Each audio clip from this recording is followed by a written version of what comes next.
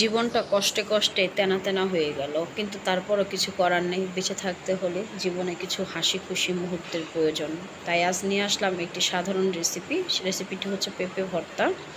চলুন রেসিপিটিতে চলে যাওয়া যাক। রেসিপিটি তৈরি করার জন্য আমরা এখানে আমাদের নিজস্ব গাছ থেকে কিছু কচি পেঁপে পেড়ে নিয়েছি। দেখুন, পেঁপেগুলো বড় ছোট সব ধরনের আকৃতির ছিল, কিন্তু আমাদের যেহেতু একটু কচি পেঁপে লাগবে, তাই আমরা বেছে বেছে যে পেঁপেগুলো একটু ছোট ছিল সেগুলোকে পেড়ে নিলাম।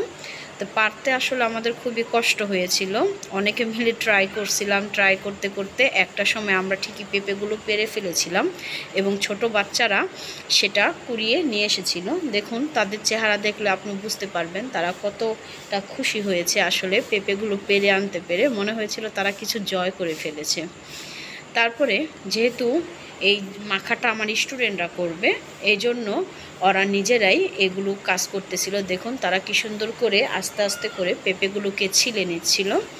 যাই হোক, ওদের আনাড়ি হাতের কাজ, কিছু মনে করবেন না, কারণ ওদের সময় লাগে কাজ করতে এবং ওরা এখনও ছোট, তাই এগুলো করতে পারে না অতটা ভালো করে। তারপর পেঁপেগুলোকে একটু পানিতে ভিজিয়ে নিল। তারপরে এগুলোকে একটু ছোট ছোট সাইজের করে ওরা দেখুন কি সুন্দর করে কেটে নিয়েছে।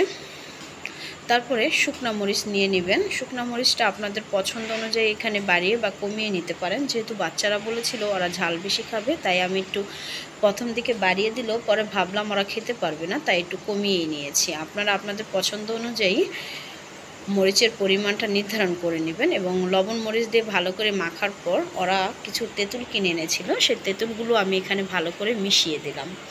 তারপরে যে পেঁপেগুলো ওরা ছোট ছোট করে কেটে রেখেছিল, সে পেঁপেগুলোকে এখন এই তেঁতুলের গোলার সাথে ভালো করে মিশিয়ে নেব। তেঁতুলটা ব্যবহারের মূল উদ্দেশ্য হচ্ছে যাতে এটা একটু খেতে টক টক লাগে।